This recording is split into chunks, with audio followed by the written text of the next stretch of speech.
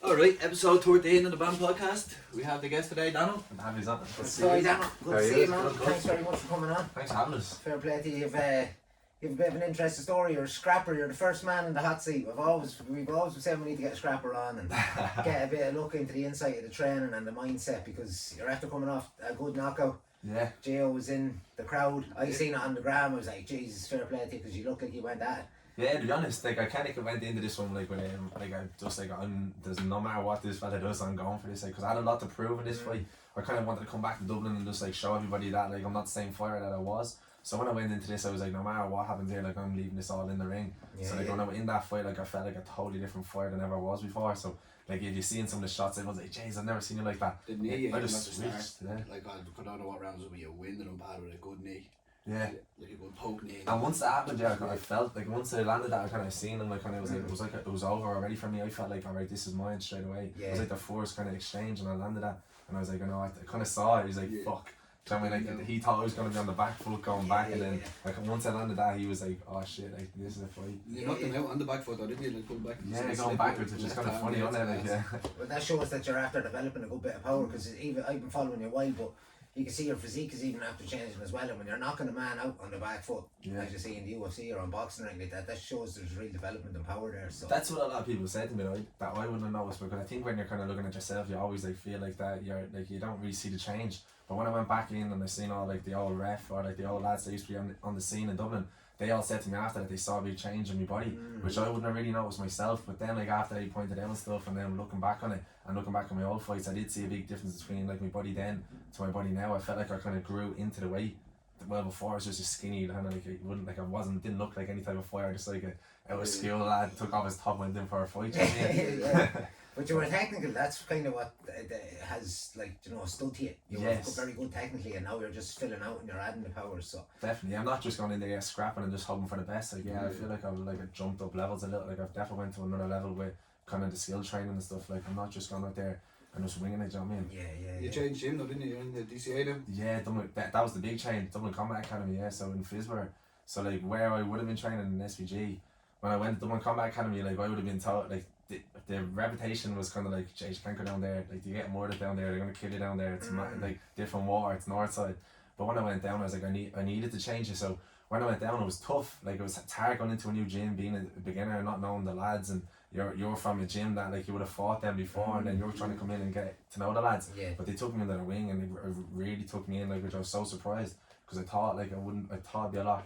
Like it'd be a lot different than it was. Yeah. You know me? But like I had to earn it, but it's well worth it. It was well worth it. Blood, sweat, and tears, literally, to get the respect that I have. You can see it though. Like see when you were fighting, like if it's like a family, the lads were nearly in the ring. Like when you were fighting in the corner, all the lads in the corner, like when you knocked them out, like you were literally over the ropes, like all the lads.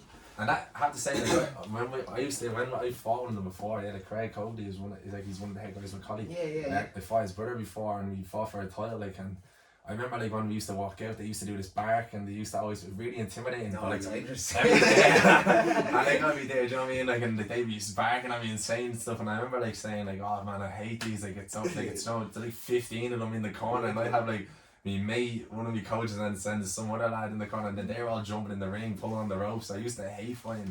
Like anytime they were at the show, like everybody was like, God, it's like it's like they used to call Lionheart, but yeah, like it's the DCA lads. And I used to hate it, and I never in my life thought back then I'd ever be like with them, and they'd be like that for me. And what brought them out? What was what enticed you to go to the lads? Did you think you needed that physicality and sparring and training? It was more kind of I felt like that when I was in SVG, because it was more of an MMA gym, and it was a more jiu-jitsu, grappling, wrestling and stuff. I had a coach Carl, which we done like great together and stuff. I won a lot of titles with him, and we done really well. But I felt when I went into the cow fight, I fought a guy called Lloyd Lynch, and he like destroyed me. I went in, I was like, fuck, I need to change things up here. I was literally going in training this, we training with me mate. He was holding pads for me, and then I'd hold pads for him. It was kind of like, and we were doing our own training together, but I didn't really have a fight camp. I was going into these fights, I kind of just going do my own running, doing my own weight training, and then I was going in doing pads with me mate and doing some classes where like randomers. So I felt like I needed a big change to have a proper camp, a proper coach. That I needed like if I'm gonna go into this seriously, I'm gonna need a proper coach that is like addicted to the game. Do you know what I mean? That he's like focused on me, and he knows what I need. Do you know what I mean? Instead of me having to plan my whole camp. Do you know what I mean? I needed like a mentor, kind of, if you could say that. Okay. So how many would be on the fight team in there? a lot now. It's kind of, to be honest with you, there's a lot of MMA guys actually there now as well, doing a lot of like training and stuff. So Collie would be there, like there, Collie and Craig would be there, striking coaches. But on the actual like the Thai boxing team, there's a good few. Like I'd say, like there was over 15 fighters there. Professionally, I think there'll be Aaron Craig, Steph. There's a guy Stephen Crowley. He's back. Who else? Myself. David and all. There's a good few. Yeah, like, there's a lot of lads coming up now as well. But yeah. So the sparring sessions do be sick in there, do they? Yeah, for a while on a Friday, everyone, it's like they do, like, it's like the doghouse rounds on a Friday, you go down on a Friday, like, you're in there, it's a fight, you know what I mean? For the first while, I was like, alright, the first few weeks I went down, I was like, I'm not going down on the Fridays for a bit, but then I was like, here, I have to like, fight this and stop being a bitch and get down there, do you know what I mean? But like, that's where, like, you get made and stuff, and that's where, like, you see how much you've improved in them rounds, you know what I mean? You need it. Yeah, before I never would have done that, but you do need those rounds, definitely. And that's probably why you looked a bit more vicious in this fight. You could even see you were kind of digging and you were gritting every time you were throwing your slaps. So. Yeah, because I would have got like, I'm very like, down in the gym I went very like, and I was like sorry or apologetic. I'd always be like a real like kind of thank you, or if I hit someone really hard, I'm like, sorry man, I didn't mean that. When I went down there, he'd slap me for doing that. Like, I'd be like, stop being a bitch and all that. If I said to someone, I'll be getting smacked, or like Craig would be like, I'd get a worse baiting if I said sorry to someone. Like, do you know what I mean? Like, sometimes I'd be in a round with someone, and like there'd be four of us in the ring, and I would have hit your man, I'd be like, sorry, and then your man, the other two lads are sparring, I'd get a punch off one of them all the other side, because they heard me say sorry, do you know what I mean? Like, so that they really took that out of me, and I needed it, to be honest. Yeah. Good stuff. Yeah. So what age were you when you started fighting? When I started fighting, I was 18 when I started, but when before I done traditional martial arts, I went into a thing called Shoryuken Jiu-Jitsu. Okay. And I done a four-star black belt. I ended up getting in that. I was kind of just like, my cousin was in it and stuff, and my family, we went in and joined. My little brother was meant to be in it, and we went down one day and he didn't want to go down. I was like, I'll jump into the class since my draw was down, and I just got addicted to it, like got obsessed. What age were you? At that time I was only around 10. Oh, right, So then I was in that for years until I was around 17, and then I wanted to start competing and stuff. Right. Well, that traditional side, there wasn't really much like competition for us in it. Yeah. Do you get me? It was more kind of like hard, like all the like real traditional style was like point fighting and stuff. There wasn't full contact.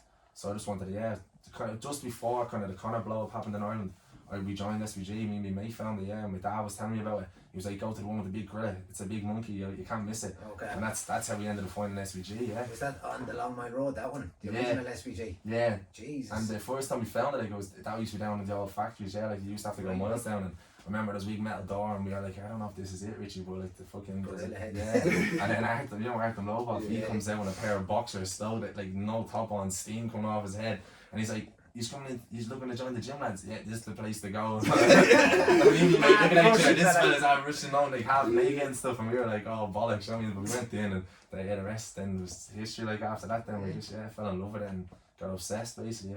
Deadly. And your next fight, you got anything planned now, or are you just taking a break for the rest of the year, or what's going on? Yeah, so fucking my next fight already, I have one in February 27th in Glasgow, going back to Scotland. Okay. I only fought there recently there over the summer, when August it was. So I went over the first time, and to be honest, I kind of love now that I've done it. I actually much rather find abroad. It feels more real. You know what I mean? You're going into a hotel, you're around the atmosphere. Yeah. But when you're at home, you're kind of like being around your man, dad, and stuff, or your family. There's a lot of like removed from the kind of. Yeah, do you know what I mean? You feel like they're real, like they're near his face, and that energy comes on. You know what I mean? Your man's like, what are you doing? What, like, you want to go over here and you know, like there's a lot of that. So you'd feel like when I'm at home, especially like on my girlfriend, I'm like, I feel real like kind of, if you make me more nervous. Yeah. Well, like when I'm over there with the lads, like it's like it's switched on. You're kind of you're fighting. Yeah. So I'm much rather. So you're going back up to Scotland, so. Yeah, it's going back over there. Yes. And what weight class are you fighting in that? 68 kilos. This one will be at, which I usually do 66, but I don't mind because it's flying. We're flying over and stuff, so I don't have like that 2 kilos is a big difference. Especially when you're in one of them hot baths and they're pouring the kettle in on you, and you're like, oh, here it is. Big old boy for 66 kilos.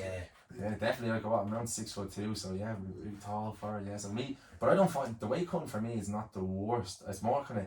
When someone tells me like I can't eat a certain food, it's more of a mental thing, you know what I mean? Like, you know what I mean? Like, there's some foods when I'm cutting the weight and I open the press, there's things that I don't even like. And I'm like, oh jeez, I love that, like a custard cream or something. I don't know, I'm looking at the thing, I'm like, I don't eat them ever. But like you get like a mad thing in your head, your head does mad tricks on you. Like even when you're finished the weight cutting after weighing in, after my fights, my brain, like, I don't know, it's like a weird thing that happens to me after every fight. It's like my brain wants to eat everything, even if I'm stuffed. I want to eat loads and loads and loads just because it's like my brain's telling me like I know I'm going to starve myself again. Yeah. So like you go through, it's a weird thing. Yeah. And how tailored would your nutrition be? Would you be loose with it, or would you be very strict with it, like the whole way through fight camp, or would you be strict all the time? Would you be trying to stay on top of your game? Now, yes, I'm very bad. To start, I was terrible. Like I always ate healthy, but like I didn't really understand the whole I didn't really understand the science behind it all. So like the days before, like say in fight week now, I'm having balls of crunching and everything and all. I hadn't a clue. Yeah. And but like now I know like I like learning more about like water loading, weight cutting, how to like what to eat, what not to eat, like about carbs, fats, proteins and stuff. I've got a lot smarter with it just from experience basically. So like seeing what other fighters have done and learning off them, but at the start I was terrible, so I was just very lucky that like I was young and my body was easy, it was easy to cut off the weight, but I was terrible at the start. But I wasn't a bad eater, it's just I didn't know what the right foods were for the fuel, yeah. And did you just do all that research yourself, or did some of your coaches start giving you advice, or did they have so at the start it would have been on myself kind of, just like looking up videos on YouTube and stuff and like watching vlogs of other fighters and stuff, but then when I was in SVG getting to know the lads and all, I kind of seen what the other fighters did. So like I would have got like a lot of help off like Richie Smullen or Kiefer Crosby and stuff. I seen a lot of things they did and they would have given me little tips. But it was then when I kind of went in professionally, when I turned professional and I started fighting, that's when I really switched it on. I learned a lot when I went professional. Recently I've got a guy from Canada called TJ. We met him over in Scotland and Craig put me onto him and we got this guy and he's mad, like he's a mad scientist in the field. But I'm recently had to join up with him, and he's taught us a lot. Like he sends us on emails and stuff about rehydration and refueling correctly and all, and about the importance of like getting the brain back. Because when you put the weight, like your brain loses a lot of water, so it's a big thing in the fight. I seen an episode of The Ultimate Fighter years ago, and I think it was the one where Usman was on it. Remember, it was the two teams fighting each other, ATT versus the Black Zillions. And one of the dudes was having a water cut or whatever, and he was sweating his bollocks out, and he was going around the house and he started looking all messed up, and he ended up taking an epileptic fit because his electrolyte imbalance went off in his head and he never had an epileptic fit before. So it's very dangerous. Like you think about you're depleting your organs of like all the water. So I like my last fight, then I took a short nose fight recently in Liverpool, and I actually thinking about doing the two, because I had that fight down at 66. I went from like 75, 76 to 66. Then because my body was like, right, the fight's over, I went back like eating normally, and then 2 days later I got told like, oh, there's a fight in Liverpool, do you want to take it? So I think from doing that, then cutting back a little bit of weight, I think the shot that I got caught with in the fight in Liverpool, I think was more to do with the weight cut than the actual power of the shot. You get me? Like I just think that like I do feel like sometimes the weight cut can do a lot with what shots you can take. 100%, just because of like you're losing a lot of fluid from the head. So that's something that like a lot you don't really get like you don't get told a lot on. So much to it like that goes on in the background to everything as well. Like everyone just sees you walking out there fighting. Like, do you know what I mean? That's a huge thing. Like I don't get nervous like in the fight. Like I am nervous, but the reason why I'd be nervous in the fights is more kind of you're training all your life doing this, and like people are like you're always getting told like, oh, like are you mad? Why do you want to get punched? Or why do you want to get kicked? Or why do you want to fight? But like I wouldn't be. It's not that makes me nervous. Like going into a fight, I wouldn't be nervous about someone's gonna hit me because they do it every day. It's more kind of like your friends, family, everyone is there. Randomers, like everyone that's in the media or whatever, like watching you, and like you only have 15 minutes to show them what you do every single day, and then like going out there, you're kind of that's where I get more anxiety or nerves from. Is like trying to show you want to go out there and like put on a good performance and show you're good at what you love. Rather, it's not like it's everyone thinks like, oh, you're nervous because you might get knocked out or you might get hit, but that's part of the game. I think that's part of it, and I think a lot of fighters that's where the nerves come from, is performing in front of like their family and friends watching. More than actual him like getting hit or getting hurt. And could you pick out your best performance? Do you think your last fight was your best performance? Yeah, I definitely think I think so. I think definitely the JR fight was definitely my best. 100% actually. I think I just came out and like I just dominated. Like it was great to see. You were just in flow mode, like, do you know what I mean? I felt like it switched. You know what I mean? Like kind of once I got into the ring, like a switch happened, and I was like, it was mad atmosphere kind of because it was like in the noggin, it was a little pub and stuff. So it was a mad atmosphere. But like once I went in there, definitely I switched on. Like I felt like I wasn't in. Like it was just me and him in there. You know what I mean? I could see everything and. I was just like, I was really aggressive in there, but like I was flowing. I mean, I wasn't angry, but like I wasn't emotional. I was kind of, but I just flowed really good, which like everything, my timing was on, everything. I felt good.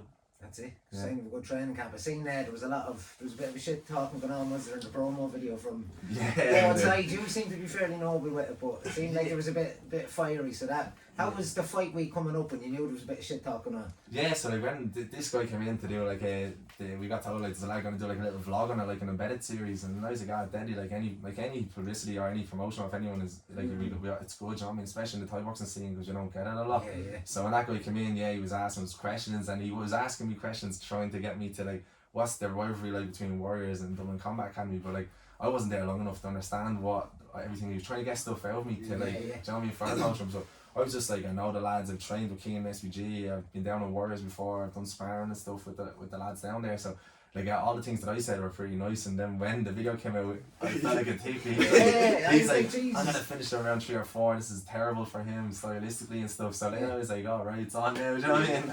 But no bad blood or nothing like now and all, but at that time, like it definitely motivated me. So like that, it felt good to finish him then in round 4 after him saying he was going to finish me in those rounds. So but no bad blood between, like it's like he's a nice lad, and all the lads down there, I still talk to them and stuff, but I was delighted to have to say, There's a big rivalry there though, isn't there, between the two? I thought so, yeah. Everybody on the outside kind of see that, but to be honest with you, like, if you look at all the fights, like, the Dublin Combat Academy lads have like never really lost. Two of those lads really, like, do you know what I mean? But most of the pro lads, like Aaron, Steph and stuff, all the titles, they've all always won. So like they've never really had like a real. It's never been like they bet them, jump back and forth. Like Dublin Combat Academy is kind of probably is, I'd say, the best in Ireland. Definitely. Like that's not me being biased. I definitely think it's probably one of the best striking gyms in all the country. Yeah, well, I'm a culture, and even before I moved down here, I was always into doing a bit of boxing or a bit of Thai boxing just for training, like, and everybody was saying DCA, like, that's the best thing to go to. Yeah. But thank God, after hearing about what the training was like, down here. Stop. What about yoga, lads? But it is now one, like the lads and all always are like, is it really that bad? Like my mates and stuff, and like my mates are starting to get into a lot now. Like when I was in SVG, the lads wouldn't be mad into the more like football, and but then like as I went to DCA, you know, I don't know, I don't know where all the lads have been mad on. Like even Jay's come down once now. He's been training. Yeah, first session. Yeah. But the lads are all getting mad into it, and I remember when they came down, like, is it really that bad? It's like, no lads, like, it's grand. I was like talking like, it's honestly, you'll love it and all. First session they came down, I'm doing pads, with Collie, and like, the minute they walk, Collie slaps me in the face with his hand, and the lads are like, oh bollocks, and now I see them all looking there, but like, and they all said it to me after and all, but now like they love it and they're addicted to it, so like they're all flat out training. Yeah, good stuff. Even just boys, if they want to get fit, like, it's a great thing to do. Definitely, yeah, that's all. I think a lot of people think like, oh, you go into like any MMA gym, Thai boxing gym, you have to fight, but not really. I think like for your mental, even it's very good, even for confidence. You know, I'm going in there and like learning like a new skill and to defend yourself. It really does bring up people's, like, especially if you suffer with your confidence or any mental health problems. I really do feel like it can really help you. Yeah, definitely. You need to have that confidence. I think, not even being sexist or anything, I think especially for lads, I think every lad should know how to handle himself a little bit, because it can be tough in certain parts of the country and the cities, you know, so. Definitely, like, I've even seen it, like as I was just saying there, I've seen the difference in like people that I would know, that like before when they got, like, say we've been on nights out, you'd see them like real like nervous, or like when it comes to, if anything ever happened, like not even a fight, but confrontation, like, confrontation. And now like I've seen lads that went in, done a bit of training and stuff, and like even how like their postures and how they talk to people is a lot better. Do you know what I mean? If they're not, even I see a lot of people that they've never trained, say, fighting or anything like that before, or martial arts. When you get out on the street, it's all about like they all get real loud and start giving it lows to each other. But then when I've seen like lads that do training, it's not like that at all. They're looking for the opposite way, is to stop the fight, because like, to get that out of yourself when you're training and all. You don't have the little man syndrome, I call it. You know what I mean? Like, you don't have to like be the big man in the room or go on like you are the big man, because you know you can handle yourself and stuff. So I feel like it can really help people in that sense as well. Yes. It stops conflict rather than it makes more conflict, if you get me. Definitely, yeah. Definitely, especially if you're able to handle yourself and people know you're able to handle yourself. Like, imagine like getting Dano all smiles there in a nightclub and you think I'm going to start this fella now. And I got that a lot actually. Like a lot of people always say to me, like, when if I would have said I'm a fighter, they all think I'm talking bollocks. Yeah, because you look so friendly, like you're like, not doing too bad, you're having a man in your face. Yeah, like jeez, like, you know what I mean? So like it doesn't matter if you look, because there's some lads that I'd see that you think are amazing and then they end up, because they look tattoos, they're big and stuff, but it's always the lads that you least expect. I always think, whenever you see a scrap kicking off, like I've often seen scraps, like even up on the streets back home, right? It's always the fella who's saying fuck all that you have to worry Yeah, about. yeah. It's the The fella quiet who's lad loud when that's you saying say it. nothing, because Yeah. someone will end up getting cleaned over by the quiet fella then. That's it, yeah. Yeah. Dano, It's always- Dano with a high kick buff. Where's that coming from?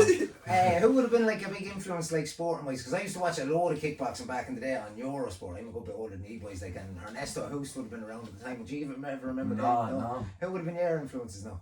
Honestly, yeah. I swear down, like, there's nobody in fighting like that that I would have like looked up to and like, oh, that's who I want to be. Yeah. But like, say, like, obviously like Mike Tyson, Muhammad Ali, like, because there was like the history and everyone was all, like all the foes and stuff. I always thought like, or Bruce Lee probably, because I was mad into like Jackie Chan, Bruce Lee. I was mad into that kind of like tradition, like Teenage Ninja Turtles, all that Three kind of. Ninja Kids. Yeah, when I was a kid and all, I was like, yeah, the Power Rangers and all. Yeah. But I never had that like kind of idol that I was like, I want to be like him. If you get me. Yeah. But then the Conor obviously thing, when that blew up in Ireland and all, like that was a big motivator kind of, Yeah. because you seen a lad like doing something that you loved, and look what he made a life for himself kind of. So that would have been a big motivator. But just from the lads I've met in the gyms, probably like everyone that I've met, like from all the fighters, from amateur to pro, or people that I've met on the journey, every single one of them would have motivated me in a way.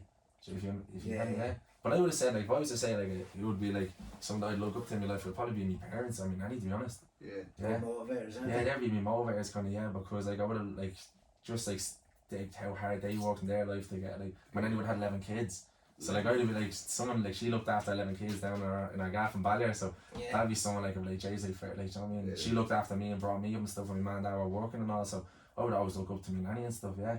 That hard work I would have took off for, I think. Deadly. So, I mean, like, there was, I feel like I'm always like on the go, so I feel like I got that from my man, dad, and my nanny Got kind the of. drive, yeah. Yeah, definitely. That's gonna make a milli, isn't it? Yeah. Again, make your mother and father rich, isn't it? Yeah, no, I hope so. Yeah, I'd like to. But that's what you see, isn't it? Like how, like, you see a man that had a work and you're like, right, that's the level, that's where you need to be, and then you just bring it into what you love, then find something you love, and then do that. 100%, yeah. Like, we're going into it kind of deep here at the minute, but like, I would I have think, boy. yeah, I would have been like, when I was younger, yeah, I had a, like, my man, like my real man. I actually have a stepmom, but for years I was brought up thinking that she wasn't mad, but I didn't know that I had a different, like, that my real man. Like, my dad kind of told me, like, when I was 18 and then the ball coming out, loads of like a big story, but my mom would have left me when I was like only 2 or 3, and she abandoned me and stuff, and then my dad had to fight for me to get court, they in court and stuff to have me. Okay. Yeah, so my nanny and him would ended up getting me and raised me. But a lot of my motivation came from when she left me. When I was growing up, I would have felt like, why did my mom leave me? So I felt like I was not worthless, but I always felt like I had something to prove. So going into fighting for me was a big motivator to show. Like, I kind of always used that as my motivation to like show like that I could do something and that I was somebody, if you get me. Yeah. So that would have been a big factor and a motivator for me, like, to show that. And then my man, like, I call her my man, but my stepma, like, her taking me on and loving me and stuff and raising me up, that was a big thing as well. Like, I wanted to like say thanks to her for everything she done for me, because like it's hard to take on another kid that's not yours and treat it like I was a kid. So if like even if she's watching this stuff, like, I'd like to say thanks to her and all for doing that for me, because it means a lot to me, and it's something that I wouldn't talk to her a lot about, but that would have been a big motivator for me. Yeah, I'm sure you don't need to probably talk about it too much, so I'd say your actions probably speak louder than words, but like, Yeah, I to hope show so. your gratitude. Yeah. Big respect for that, like, 100%, yeah. But that would have been my motivators, yeah. Deadly. But I think a lot of people who are successful and stuff like that, they have to have something. Do you know what I mean? Yeah. Like, the people who grow up in an easy life, like, they just have an easy life then. Do you know what I mean? They're not chasing like something to, like, you have to have something to prove, or there has to be some sort of trauma there, I think, to have like, Definitely, like how often you train and how you push yourself, you have to have something there to fire that. Yeah, 100%. I definitely think so. I feel like kind of like a lot of the time, like, the worst kind of, not the worst, but like the kind of more bad things that happen in life, it kind of ends up bringing out a new person in yourself. You know, you find yourself and stuff, and you find like it makes you like push on to do good things. I think 100%. Like, a lot of people always say like they think I got, oh, like, when that happened to me, like, it brings on like luck for me because of the kind of bad things I went through when I was a kid. Yeah, definitely. So, yeah. And see, with your training now, like a week, like, what would you be doing now in training, like, in 1 week? What would your schedule be like? Yeah, so kind of every morning, so every Monday to Saturday I train 9:30 to 11. Yeah. Saturdays we 11 to 12, so every single morning I'll be training Thai boxing, and then the evening session is either going to be a strength conditioning session, a run, like some type of cardio, or a recovery session. So I'm doing like 2 sessions every day from Monday to Saturday. Really? Yeah, Sunday just a rest day. Yeah. So I mean, the schedule kind of like, yeah, but I mix it up on the Sundays now. I've brought in hot yoga in Bikram in Harold's Cross. Yeah, so that's a big help I felt during the last few camps. I felt like for flexibility and stuff, and my recovery's been huge. So it helps with the weight cut as well, weight management, be sweating. Man, meters first session I went in, I was like, I'll be grand here. Like there's a lot of like kind of like everyone was like over 45, 50-year-olds, and I was like, I should be grand. Do you know what I mean? There's halfway through the session, I was like, man, what is happening here? Do you know what I mean? I was like getting dizzy and stuff, and all there flying they were. Yeah, that's what we need to do. I'm a qualified yoga instructor, and I haven't even done a hot yoga session. We do cold yoga. We do freezing cold yoga. Yeah. But I have to get doing a hot yoga session. How tough is it? Like, because you're saying that there is like a good, I hear there is a good age variety there, and Yeah, it was lads neat. have been humbled. Yeah, man mixture. So I went in there confident, and when I was your man goes in the middle of the class. Oh, we're about halfway now. I looked at the fellow beside me and said, is he messing or is he serious? Is this halfway? I thought the thing was finished. Like I was dead, dripping sweat. Like I was like, we're holding out poses and stuff, and it's like a waterfall coming off my arms. And I was like, jeez, halfway. Like just during the last 5 minutes, I had to lie on my back and just stay in the rest position. Yeah, it was yeah. that difficult. You know, breath. you kept like telling us to do like sit up, touch the toes, lie back down, go again. I was dead. Yeah. So you think there was a good benefit to the fight camp then as well, do you? Definitely, yeah, 100%. Yeah, like I found in the hot yoga, because I didn't know at the time. Like when I kept checking the clock and I didn't know how long it lasted, it made it a lot harder. But then as I kept going back to it and I knew how long it lasted, it was a lot easier for mentality. Yeah. And would your flexibility have improved now a lot through it as well? Yeah, I think so. Roundhouse into the ceiling. I think so, definitely, 100%. I think like especially for like kind of open up the hips and all and stuff for the kicks and the glutes. I definitely think so, yeah. Yeah, deadly. That's what Jason's found for running.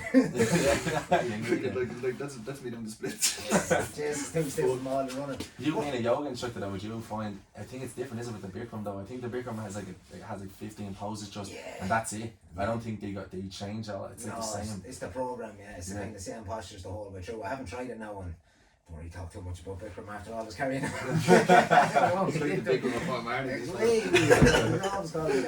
but I want to get into it. I would love to try it, but yeah, it would be very different now. It's the same postures. Yeah. That's why it's a strict 90-minute class. So. Yeah. 90 minutes, is it? No, yeah. That's what when I was in Is it now half? Is it now half class? And like you can't like when I went the furthest down the room, so the door was miles away. Everyone's lying down. I was like, fuck, I can't leave this room even if I want to leave. You know what I mean? Because I went right down the end. Thought I had a deadly spot. It was the worst spot I think I could have picked in my first class. Stop. We'll have to jump on one then. Just make sure you stay beside the door. Make a quick escape, yeah. If you had any advice to give, say, a young lad coming up or a young girl coming up, what would you give to them to start fighting or even just learn about fighting? But to do with fighting? Yeah.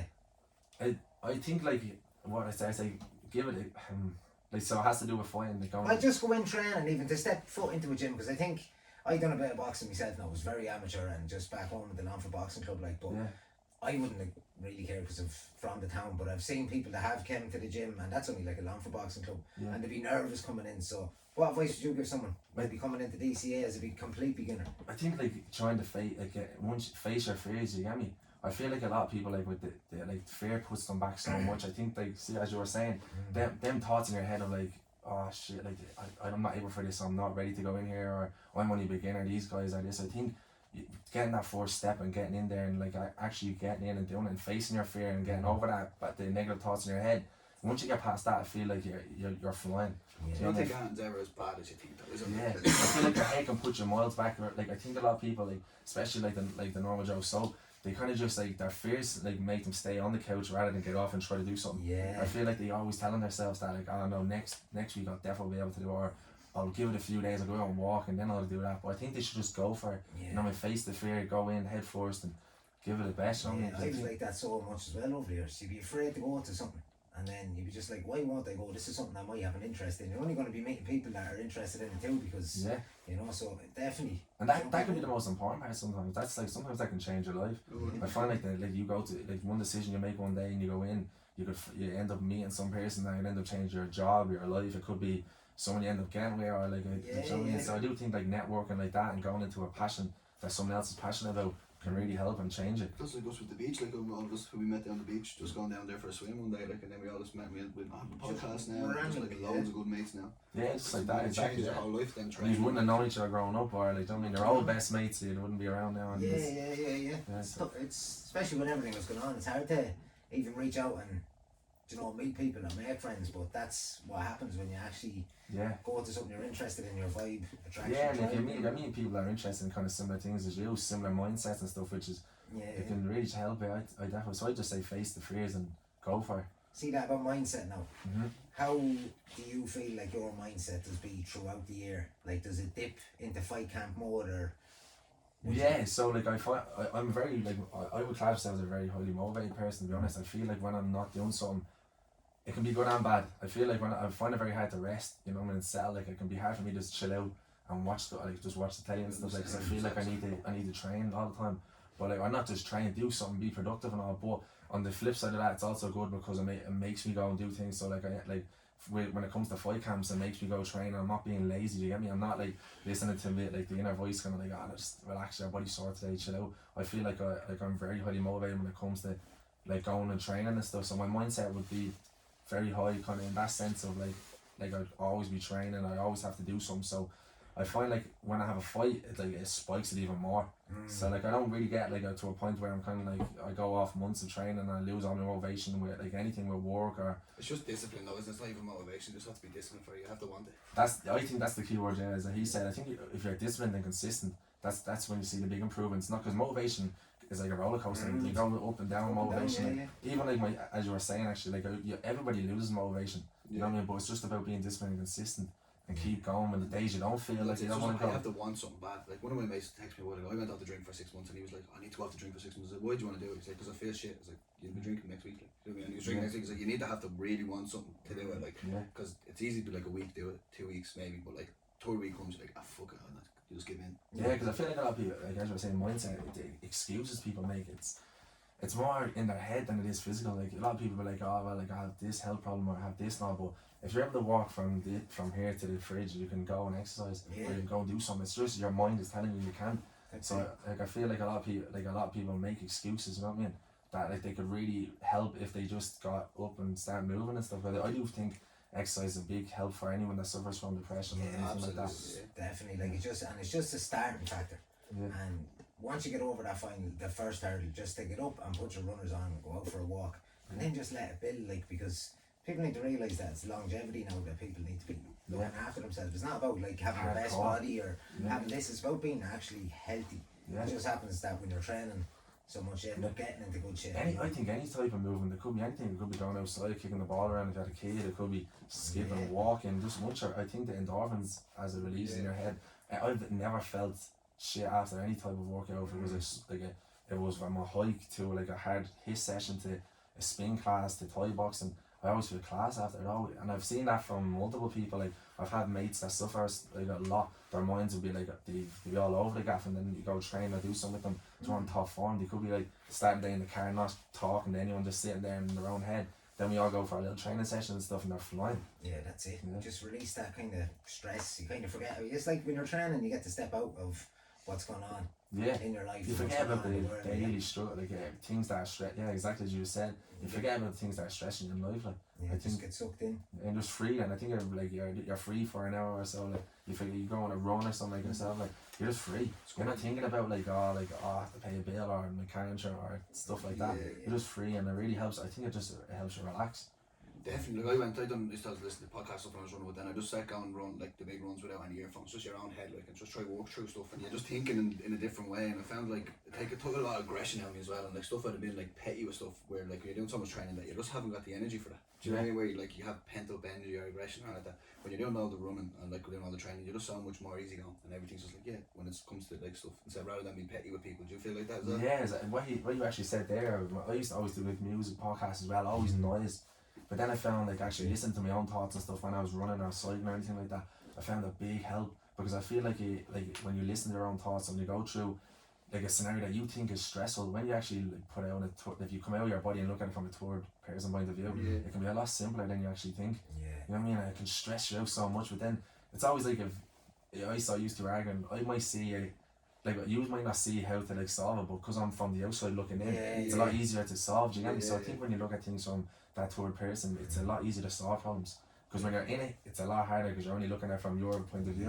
And there's a lot of ego as well in your own head. Like when you're looking at something, you can be like, look at it from a different way. You're like, you're not looking at it as you want to win. Do you know what I mean? Yeah, exactly. Yeah, so that I definitely think you were saying there before we started, just the Patrick Douglas. I'd actually done that breathe flow in his Oh, yeah, form. The Wim Hof thing. And I went with Josh, yeah. and I remember like I was like, I don't know if this like kind of work for me to meditate because my head would always be like so fast. And I remember lying down, doing the breathing exercises and stuff, and I went boom, it was zoned out. Like I went into it like it was like a trip. I was like, I thought I was asleep on a dream and stuff. And I remember I could hear them, like I thought I could hear Paddy and fucking Josh doing the breathing. I could hear them all going like, but then when I woke up, I looked, Josh wasn't there. Paddy wasn't there. I was like, what? I got like a few seconds. Josh walks in. I was like, bro, where are you gone? He's like, man, I left ages when you were there. And you feel like in your head that you're there, like you just feel like I'm just lying down with my eyes closed, and then you come around, you're like, where the fuck was I for the last 20 minutes? I felt mad. Like it was like an out of body experience, that kind of event. And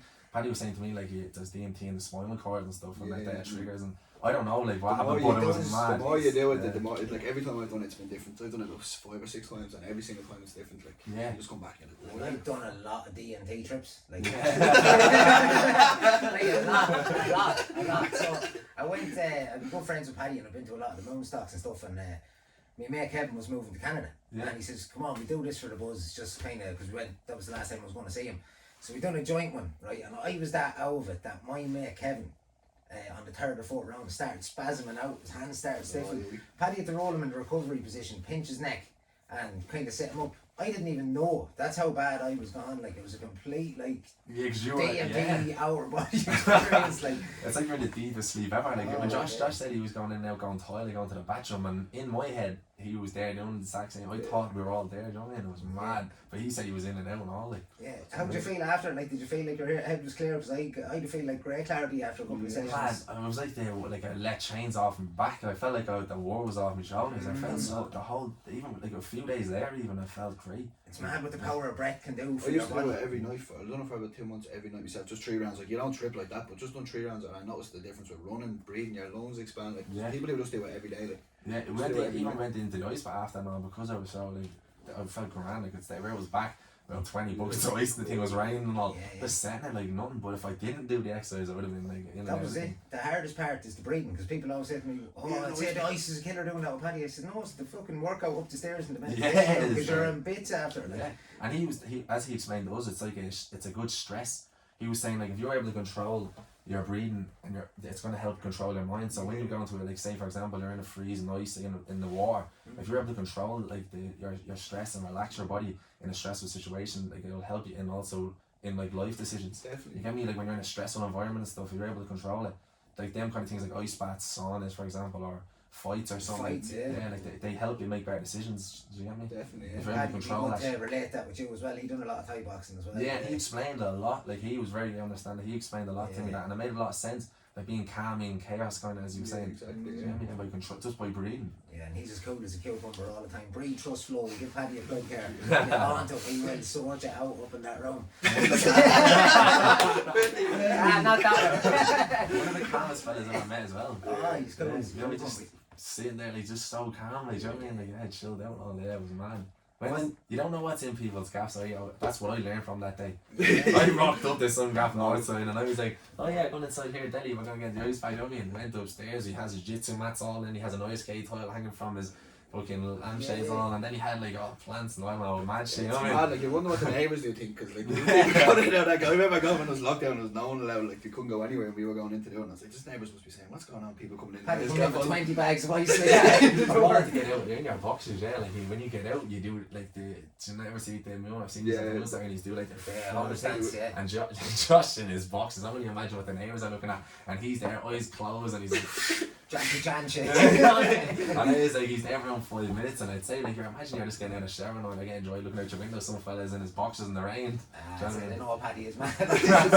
Just leave him mad. It's mad. Come here. So, if you could picture yourself, say 5-6 years down the line after a couple of more scraps, what do you see? Where do you see yourself being? I hopefully like in like recognised in like on the international scene, to be honest. I'd like to get out of like kind of the Irish little circuit and stuff and be like known kind of like over in England or somewhere around Europe. Also, like I'm a personal trainer myself, so I'd like to even open my own place like eventually as well. So in 5 years I'd hopefully like to have my own gym and stuff and be able to pass on what I've learned to other people. Because it's what I do now, and I'd love to be able to do it like with my own place. So I definitely like with the fight, I want to go as far as I possibly can with it. And then after the fight and stuff, I was definitely the coach and stuff. And, So, yeah. Not just with fighting, we're like helping people, whatever it is, you get me? Yeah. And that's where the health and fitness will come in. Even teaching people how to fight, you're going to be able to give so much back. And yeah, like I'd like to be able, to just, if it's one person, if it's 10 people, if it's 100, like to be able to help change someone else's life, or be able to, like, anything in their life, if I was able to help them, it's a big thing, do you know what I mean? yeah, It's like a lot of people I think are very selfish. Selfish. Looking after themselves. But Yeah. like that though, my training, like I've no interest in coaching anyone. I Yeah. feel like now at this time I just want to push myself as where I can go to, and then when I feel like I've got to Yeah. a certain level, then go. But like Yeah. some people, I'm like, you're probably more enjoy other people than. But I feel like if I do, see, I work full time, so your job, you're training it is people full that. time, isn't it? Yeah. So like, I feel like in my time, I've like a certain amount of time in the day, so I need to get my own training done. I don't have really time for it. What? No, what you're saying I think is right. I find that like now, because I'm competing and stuff, I'm being, as a fighter, I think you have to be like that. I think you have to just, you're number one at the moment. Yeah. And I don't think you can, like what I did think you used to be able to do was be able to balance having like, been trying to help people, like if they wanted to fight or to coach them full time, and then you're trying to focus on your career full time. I think you have to pick one first, and then when you're done, then you can start doing that. Because what I found since I've been at Dublin Combat Academy, like Collie is, he breathes, sleeps, like that's it. Do you get me? And I think that you need to be obsessed with what you do to end up getting to that next level with it. Do you get me? I think like being like having someone there that's a mentor or as a coach who's obsessed with what he does, and like he that's all he does. It's really it brings you, his fighters or all of us up to the next level. Yeah. So I feel like if you're fighting and trying to do that at the same time, you won't give that 100% like he would be able to give us. He's there every day, because I do. That's what I go for my lunch sometimes over to the Lazy Daisy. Oh yeah, and good coffee. yeah, lovely spot. Yeah. There's another one. Shout it in. Like Collie's there the whole time, and even if he's not training anybody, he's just floating around doing whatever he's doing. Like, Could so. be looking at fights. He's studying, he's writing notes and stuff. It's like, I think like he's obsessed with his art. You get me? Like, he's just mad at what he does, and I feel like that nearly every person that's great at anything that they do in the world is obsessed with psychology. Yeah, he's there all the time. Fair play to him. Yeah. You know, he's running a tight ship in there. And has he fought before? Yeah, loads of times. Yeah, he's lived in Thailand and stuff as well. Yeah, he's just coaches now full time. Yeah, now he's full time. Yeah, he's went in the coach. I think he got in. As far as I know, I think he had an injury and stuff. So then he just went full time in the coaching. And yeah, it's kicked off. What about Thailand yourself? Would you think about going over to the land of the Thai I've boxing? tried. I've 3 times I've planned trips to Thailand. And the first one was a mates like thing. I was younger, and then the falling apart. The lads were all pulling out, and I didn't want to go myself. Second time, then I went over. I was actually like, it was again fell through, and then the third COVID. I was kind of I was going over and stuff, and then COVID hit and stuff, and everything just went derailed. So some place I definitely want to. I done one of my Thai sessions there, but I was on the gargle every day, and I was like, right, one day I'm gonna get up and do it. Yeah, some big fat fella, he kicked me around. He made me skip. I wasn't doing any training. I was pure fat. Like, Thailand can be that one or the other, isn't it? It's extreme. I'd say partying, or it's like you're there for training. And it's like I think it's one of they don't mix. Yeah, they don't mix. No, the training camp would be lethal over there, but you'd like to have a scrap, would you, over there as well? 100%. Yeah, definitely. I think it'd just be atmosphere great to of be those able to scraps. do it. Yeah, and to fight someone that's they call us like Westerners. Do you know what I mean? So to be able to fight someone over there, it's like it's different. Do you know what I mean? That's their Hard to find someone your weight over there. The Thailand are all smaller.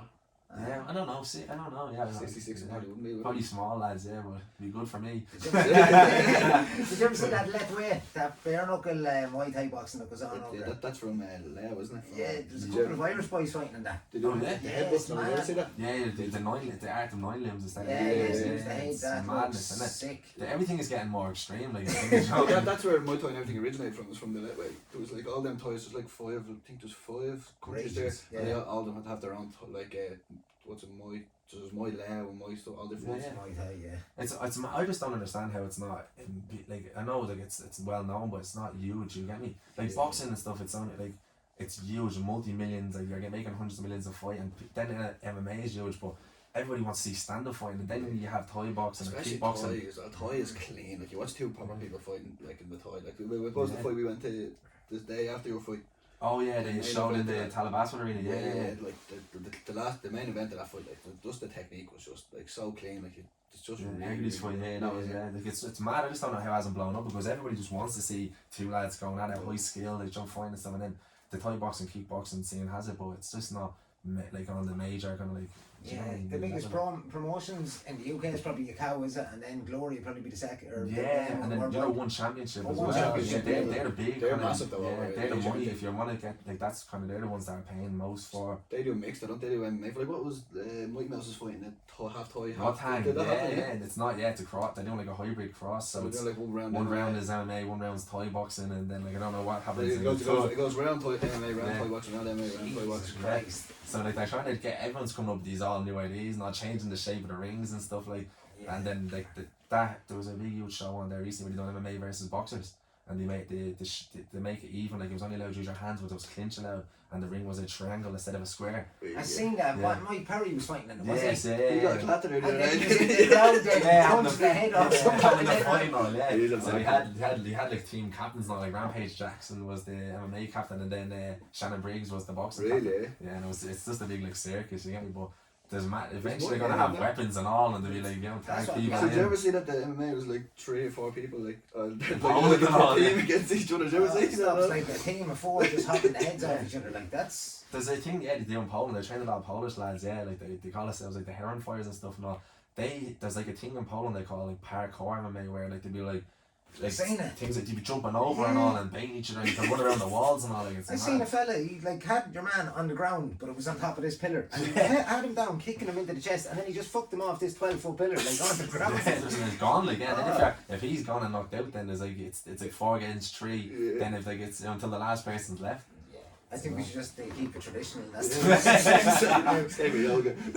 So Dano, we'll round up and we'll ask you, what is the plan for next year? How many scraps are you looking to have? Next year, it's all about just staying busy. I want to all this COVID bollocks. Like I just want to get back in there competing and being back doing what I love, kind of. So the more fights, the better for me. I just want to be busy. What's You one want of to drop yours? any names? Who would you like? Who would you like to come for? Whose belt or what Whose way you looking belt? up?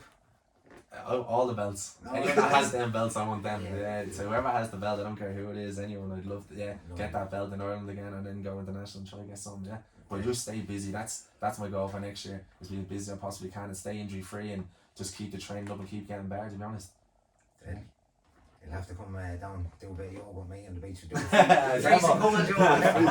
yoga.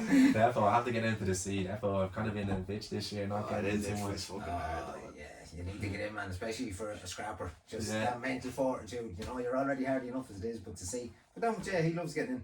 I do get You it. need to get into it, yeah. I'll go down tonight. We go down tonight. Yeah, go down after this. We go down after this. No, you've stuff. I'll go down after this. I'm busy, yeah. Yeah. Yeah. Well, Dano, thanks very much for coming on. That was a great chat. Thank you very Lovely. much. Thanks very much. Episode 13 we're on. Yeah. Thanks very much, guys. Thanks for all the support. Shout out Mind to the yourself. green room The Green Room. We are here every week. every Sunday. See you after. Thank you.